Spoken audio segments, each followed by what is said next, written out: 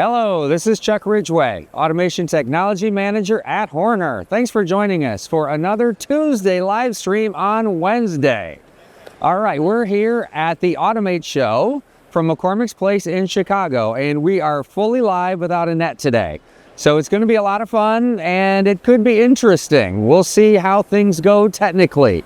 Okay, before we dive into our content today, let's take a look at a montage of Chicago and the show that Emily put together for us. Let's roll that now.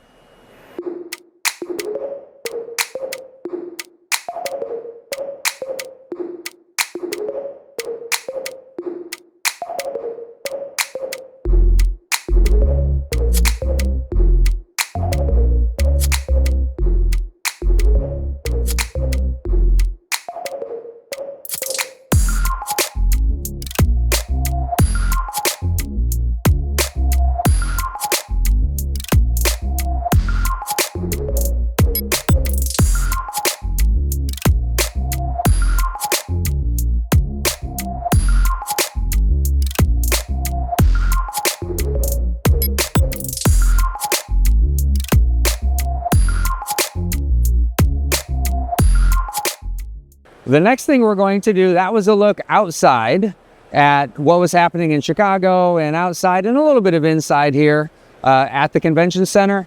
Now let's take a look at the vantage point from the Horner booth. So we've got a great location here. We've had a lot of customers here over the past couple of days. Let's go ahead and roll that vantage point video from the booth. There we go. All right, so we're looking out over the floor. We're in the first row, so that's a really great place. A lot of people start on this side of the hall.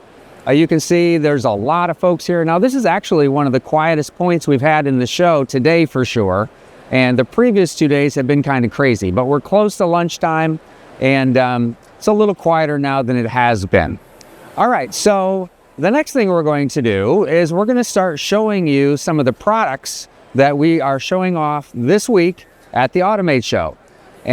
But before I do that, I'm not going to let some of my special colleagues here stay in the background like they always do. So with our normal live streams, you know, they are in a different location, but they made the mistake of coming to Chicago with me this time, so I'm going to get them in front of the camera. So we're going to start with our marketing person, our marketing guru. That's really her official title. Our marketing guru. Let's take a look over here. Marcy Tyree. How we doing, Marcy? All right. Now she's running the buttons today. So if something goes wrong, it's probably my fault. It's probably not her fault. I probably screwed something up beforehand. All right. So that was Marcy again. She does our graphics. She does everything marketing at Horner. She sets everything up. She arranges for interviews. I couldn't do anything without her. All right. Next, we're going to have our new marketing associate. I don't even know what her official title is. Let's see. She is the social media marketing coordinator. All right. Emily Tedder. Let's take a look at Emily. There she is. All right. She's behind the camera today. And there's a couple reasons why we're doing our live stream on Wednesday. One, instead of Tuesday. One is because you know, Wednesday isn't as busy as Tuesday. And the other reason is because somebody had graduation on Monday. She started with us as an intern. She's full-time with us now. She's very talented, and she graduated officially on Monday. So congratulations, Emily. Way to go there. Outstanding. Okay, so now that I've embarrassed my coworkers, and I've got a couple more to go later, we will jump right into the product demos. All right, so we're going to start over here at this rack. All right, so let's move over and take a look at what we have going on this demo rack here. So what we're showing here is our three main all-in-one controller lines, kind of in order of their capabilities and their price, if you will. So we're starting down here. Again, our entry-level product is our Micro OCS. So the Micro OCS is a really good choice for those simple applications where cost is really important. We're highlighting our 7-inch and 10-inch models here at the show this week. We also have a 4-inch and a 2-inch available. And all of the Micro OCS products have a very similar I/O complement with a couple different versions available, a 30 IO version, and I believe it's a 24 or maybe a 26 point IO version that uses relays. So great choice for those simple applications where cost is really important. But if you need a little bit more capability, maybe more memory, more IO, or different IO, the XL Prime is probably a good product line to take a look at, because you've got, up to 50,000 variables of the, 50,000 variables. Actually, you can probably go up to about 70,000 variables, and you can support some pretty good sized programs in this guy as well. You have a little more versatility on the IO side of things, and just plenty of power for, the typical industrial applications you may run into. And then up here, we have our latest product line, and this is our Canvas line. Now, we've previewed this for you before, but the exciting news this week is that Canvas is imminent. So we are literally in the final stages of getting ready to start shipping this product, and we're really excited for that. And you're gonna see a lot of videos from us probably in June and July, going through all the different elements of Canvas and Cscape 10. But let me do just a really quick video on Canvas. There's really 3 things that make Canvas different from the rest of our product line. First of all, it has a multi-core processor. So that means we have a dedicated core for logic and another dedicated core for graphics. So that means really fast scan times, really consistent scan times. Also, Canvas has a lot of IoT protocols built right in, so nothing extra. You get MQTT Spark Plug, you get WebMI, and an enhanced version of WebMI actually. So that just comes standard with Canvas. And there's more that we'll talk about in a little bit as well on the IoT front. And then finally, it's the graphics. The reason we called it Canvas is because we have advanced graphics, really rewritten from scratch graphics. And let me show you just a little bit of what the graphics look like.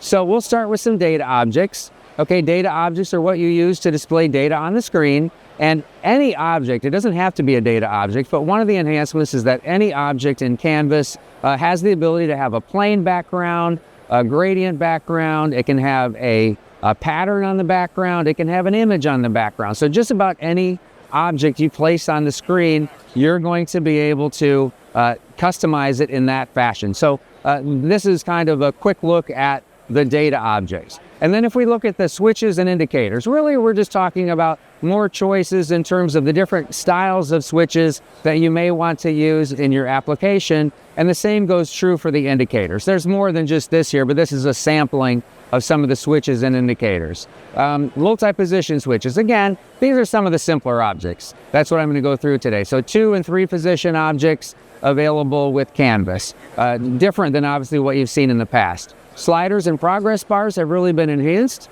This is kind of the traditional slider, but you can see as I move this one, other objects are moving on the screen as well. We have a rotary knob that's new for Canvas, and we have a rotary indicator that's also new for Canvas. So that's some new enhancements you'll see there. This is calendar and clocks. These are just more or less there for, having a reference for date and time. In the future, we're going to add some scheduling features to the calendar object, but we're not there yet. And then finally, any object you place on the screen, you have a lot of control at runtime as to precisely what happens in regards to position on the screen. You can move it, you can change the X position on the fly. You can change the Y position on the fly. You can change the height of the object, making it taller or shorter. You can change the width of the object. And of course, you can change the rotation as you would expect. And then instead of just a simple visibility or not, visible or not visible, you can control the opacity to the point where it lets just part of the objects through in the background to the point where it's completely invisible or completely visible. Okay, so that's just a really quick look at Canvas that we're showing off here, about ready for release early this summer from Horner. Okay, next thing I'm going to do is I'm going to take a quick look over here at Cscape 10. Now, we have a very detailed preview of Cscape 10 available on our YouTube channel. It's a good solid 40 minutes. We go through a lot of details, and while we have added to that, or added to what's included in the latest, the latest build version of Cscape 10 that we're getting ready to release, that preview does a really good job of getting you all the details you probably are interested in. But for just a quick overview, let me show you on the Just a quick overview. One of the major things that people are really going to like is the fact that you can now edit graphics in tabs. So you've got all these enhanced graphic objects, and instead of having to, use a graphics editor that's part of Cscape that takes over the complete screen, you can have individual screens in tabs and easily switch back and forth between your screen development and your logic development. And of course, Cscape 10 supports advanced ladder, whether it's register-based or variable-based, and it also supports IEC. This just happens to be a variable-based program. Okay, so that's just a very quick look at Cscape 10 and Canvas. Okay, so the next thing I'm going to do is bring in my next colleague to try and embarrass, and that would be Don Clutterbuck. Come on over, Don. Okay, thank you, sir. All right, so Don is going to show us a new product, a software. I guess it really wouldn't be a software product, right? It'd be like a thin client. Yep. That's what you think of it. Yep. Correct. Okay, so this is a new product that we're previewing here called OCS360. And it's basically a cloud service from Horner.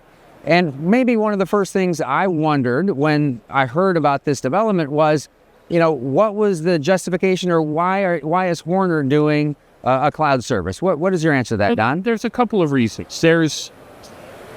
People ask for visualization up in the cloud. So that's one very basic visualization that we'll get into. The other main thing was data collection. Okay. Data collection is, you hear it now, and it's going to be bigger and bigger and bigger, and you're going to need to start data collection. So that we are working on that. Look, I don't know what you're doing. With data, we will be using it as to use AI, artificial intelligence. Right. How we're going to use it, we don't know yet. Sure. But we need to collect data to start doing that. So those were the three main reasons why we came up with OCS360. Right, and a lot of our customers are small and medium-sized OEMs that aren't necessarily looking to develop all that themselves. They want Horner to provide all the tools so that they can jump into that game without having to, do a lot, reinvent the wheel, if you will. Correct. Okay, awesome. So Don's going to spend a couple minutes just kind of showing us OCS360 as it's here in the show. Go ahead, Don. Right. So what we have here, and Chuck went over the hardware, we actually have an XLW Prime running a application. It has multiple screens, it has an overview of the wastewater plant, and then we have a Canvas 7 running a bakery automation, a recipe simulation, but also packaging.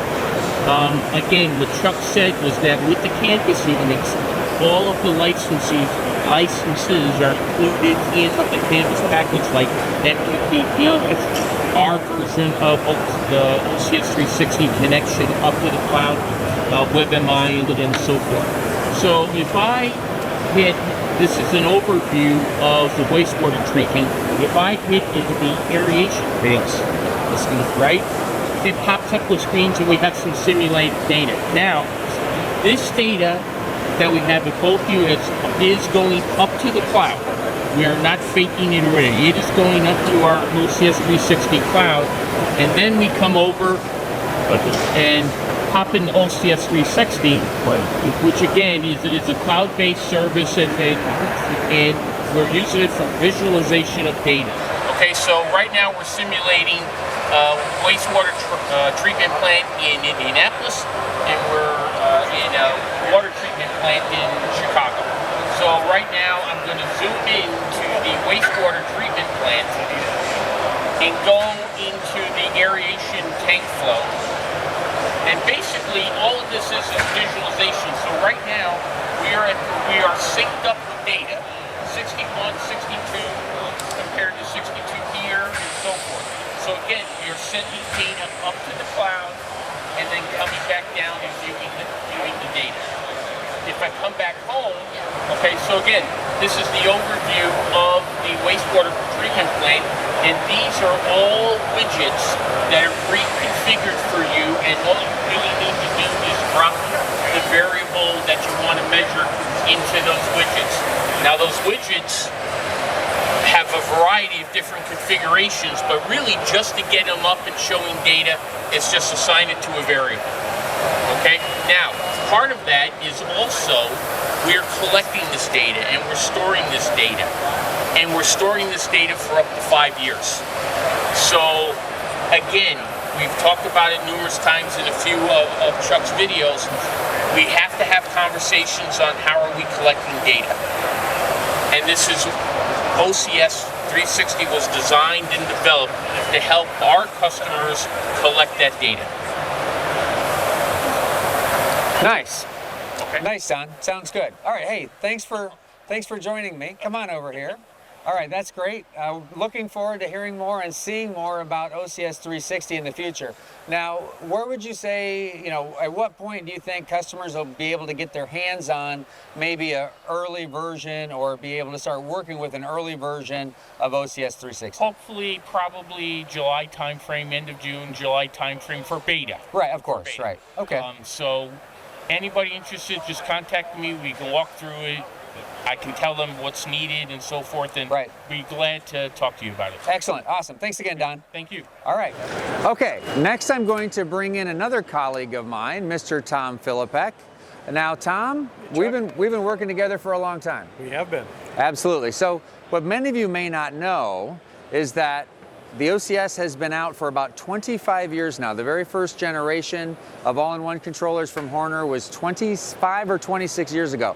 And at that time, this young man was a PLC specialist for one of our best distributors, and he was instrumental in helping the first all-in-one controllers be accepted by a new round of customers. So we really appreciate that, Tom. No problem. It was all a concept the day we talked about it. Absolutely. What do you guys think of this? Can we sell this in the market? Yeah, maybe a couple changes and we're ready to go. All right. And 26 years later, here you go. Exactly. Okay, so Tom's not only an expert on OCS, he's also an expert on our solutions products. So Tom's going to run through those for us today. So yeah, as Chuck mentioned, the Horner Solutions Group is a new group for us. And we've developed this group with the intention of creating pre-programmed solutions for customers that don't want to or have the bandwidth to write the code themselves. So one of the first ones we've started with was our OEE product, which stands for Overall Equipment Effectiveness. And that is our product up here on top. We sell this in a couple different ways. One is just the controller with the software, or you can get it with the controller in a box and the tower light.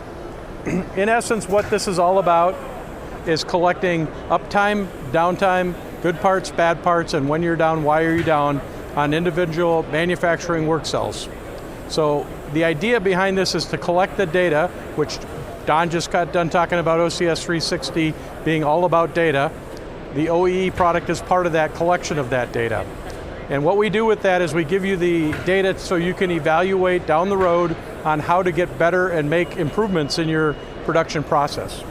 So as an example, we've had three things that we've heard from customers that are challenges with OEE. One of them is the cost to initiate. We've heard numbers up to $100,000, $50,000 per work cell. We're right in that $4,200 price range. We think we fixed that one. The second one comes into how long it takes to implement an OEE solution. Some people talk about 1 year to 2 years. We can have this up and running in 1 hour to 2 hours. So again, we feel like we fixed that one. The third one is when they're done, the data that you collect is not good data. That comes from operator empowerment. The plant floor machine operators feel like big brothers watching over their shoulder, and they're not giving good feedback as to what's really happening. So when we developed our OEE product, we implemented a little bit of Six Sigma and a little bit of lean manufacturing in the process. And so as an example, our machine's up and running, and as if I'm an operator, I'm going to come in here as an operator and say, I can't make parts right now. I can't make parts because I have a machine adjustment that needs to take place. I've now, as an operator, said, it's not on me. I have a machine that has a problem, and I'm going to go in and call my supervisor and call the maintenance people to come out and help fix this solution or problem that's going on. So we've now given that operator the empowerment to come in and say, here's how we fix that.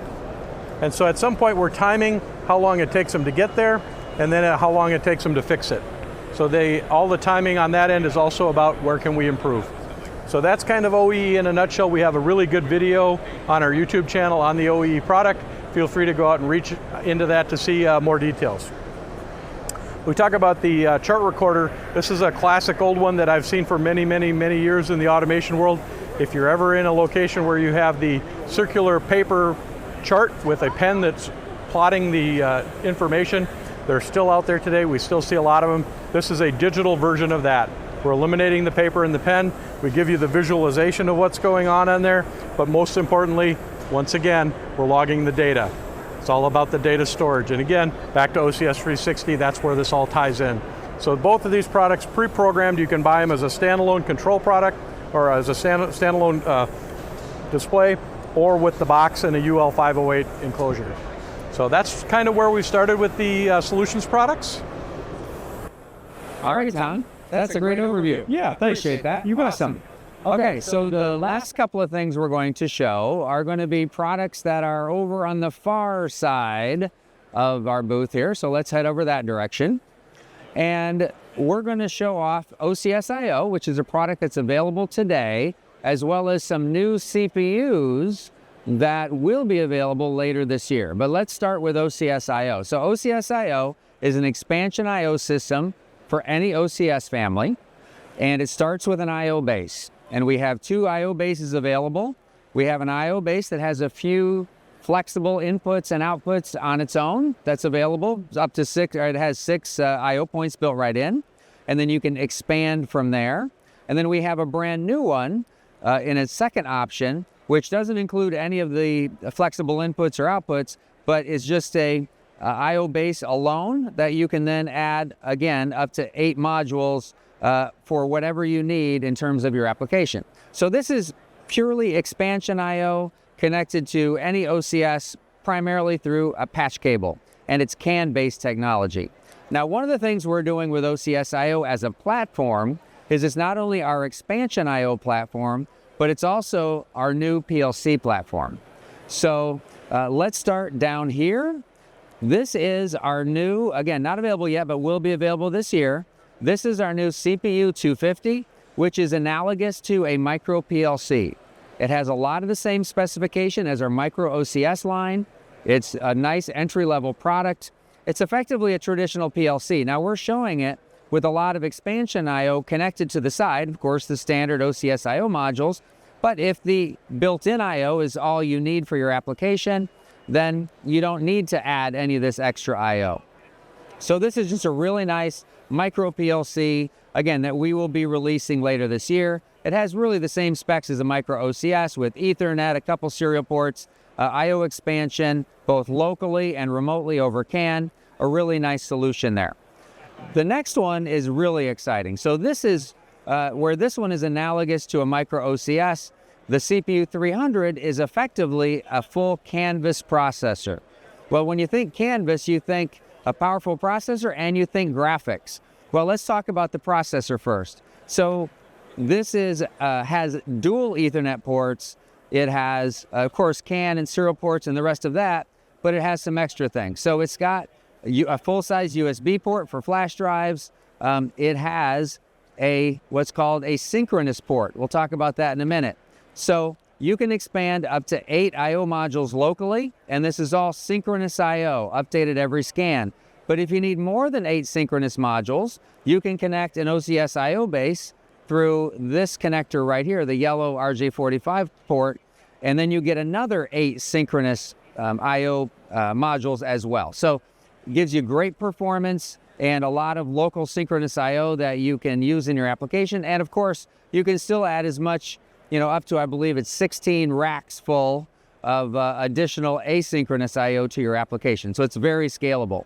Now it does include a built-in display, but this display is not for Canvas graphics. This display is strictly for diagnostics and for setup. So why do we have all the power of the Canvas in this product if it's primarily a PLC that doesn't include a display? Well, the reason for that is right here, this port right here. So what we have are plug-and-play displays. So with plug-and-play displays, effectively, it's like we pulled the display off the front of an OCS, so the display and the touchscreen, and with a single cable, we have the display signals, we have the touchscreen signals, we have 24-volt power, everything that's needed to power and operate this component. This is purely a component. It's not an HMI that needs a program or setup or anything like that.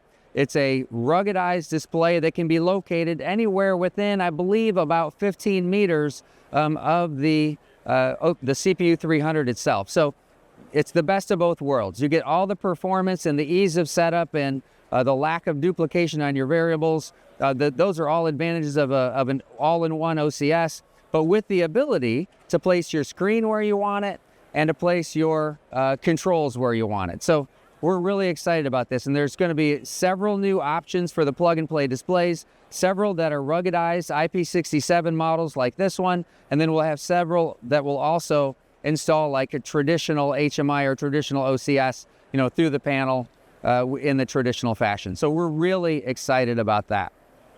Okay, one more thing I want to highlight here, and let me see if I can get this up where Emily can get it. Okay, so this is the next generation of our Wi-Fi adapter. Okay, so we currently have a molded Wi-Fi adapter that is available for any OCS that has a full-sized USB port. It expands over USB and it effectively adds a Wi-Fi port to any of those OCSs. Well, this is the next generation, and it's really compact, it's really light, it's really easy to install. It just takes a standard 22 millimeter push button hole. Okay, it has, your typical washdown ratings. And then on the back, you connect a USB cable to it. This happens to be USB-C as the connector. And then that connects into any OCS that has a full-size USB port. So not your micro programming port, but the one you would use for flash drives and the like. So this is really exciting. And this is basically available now, I believe. If not now, it's going to be in stock in the next couple of weeks. So this is really exciting. So that's something I wanted to highlight for you as well. All right, so that's all the products that we wanted to show you today that we're previewing here. Now, our product manager, Casey Gardner, isn't here today on Wednesday, but he was here yesterday. And we had a chance to talk to him about what he thought about the show and what he's excited about with our products for 2024. So let's take a look at that interview from yesterday. Okay, I'm here with Casey Gardner, our product manager. How are we doing today, Casey? I'm good. How's it going, Chuck? Going great. So what do you think of Automate? It's been awesome. It's really busy, and it's a whole lot of exhibitors and a lot of technology. So yeah, fantastic. A great place to introduce new products, right? Yes, absolutely. So lots of feedback from customers and non-customers even, or people who don't know Horner. Yeah, it's really good to see their reactions because, again, we put a lot of effort behind the scenes of trying to deliver as good of a product as we can. So to see their reactions for both the new, the existing, and what they may or may not have already seen. So. All right, very cool. So, okay, everybody wants to know where we're at on Cscape 10. We're close. What do you think we need to do to kind of get over the finish line? What's left? Sure, we're basically in a release and testing stage where we've done a significant amount of testing up to this point. We've had beta testers that have been using this for a significant time. So for the most part, it's a feature complete build now, and it's just getting as much hands and testing as we can before we get it in customers' hands. Right, yeah, and that makes a lot of sense. Obviously, we want the best possible product, best possible experience for this much anticipated software release for sure. Absolutely. Okay, so other than Cscape 10 and Canvas, what else is pretty close to being ready? We've got a couple I/O modules. So for OCS-I/O, again, that lineup is really only expanding. So we've got an analog module that's a little higher density. So that's an 8-channel module that should be coming up here shortly. Right. And then we have also a no I/O version of our CNX base. So again, our first version, we really like to make it include some I/O that are very useful for that matter, and a really good value as a small mixed I/O module, whereas traditional bases don't have them. But there's always some applications where that may or may not be used, so we want to offer a no I/O version as well. Yeah, that makes a lot of sense. So what are you really excited about? What of all the things at the show, all the things we're showing, what gets you excited? Sure, we've got one product in particular I think is really cool that we like showing customers that kind of rethinks the all-in-one design. So again, we've been an all-in-one control manufacturer for a long while now. Right. But there's always that flexibility piece where we have our new unit coming out called the CPU 300, which is part of the OCS-I/O family. Right. And that's going to offer both a traditional PLC package, but also a flexible display that's very easy to connect and mount remotely, just like a traditional PLC and HMI architecture. Right. So that's one that, even though we have, again, all-in-one design through our software, and still maintain that of just programming the display through our software as well as the logic, and offer all of that simplicity for that matter. Sure. But in the flexibility of a remote-mounted design. Right, so you program it just like an all-in-one controller, like it's one piece. Yep. And then it's just like you pulled the screen off and put the screen where you wanted while you put the controls where you wanted. Absolutely. So the best of both worlds. Yeah, it's great. All right, okay, well, that's it with our product manager, Casey Gardner. Casey, thanks for joining me today. Thanks for having me. Okay, that was a great conversation with Casey. I hope you enjoyed that. I really got to get him back on our Tuesday live streams. I've done a poor job of doing that. In the background, you might be able to hear a little drum action going on. Maybe it's wrapped up by now. At the bottom of every hour at the show, they've had this big drum demo going on in one of the booths. You always know when it's half past because you get the drums. Okay, so after embarrassing several of my coworkers and sabotaging the demo of one of them, I'm going to bring out one of my coworkers here, Don, who wanted to come out just for a minute. And since you embarrassed us, we want to embarrass you a little bit. Okay. And we want to thank you for all the YouTube videos you have generated. Okay. You are the face of Horner, and you have been doing a great job. So thank you very much for Appreciate your it. Appreciate it. Very kind. Very kind. Thank you. Very kind. Okay, thanks, Don.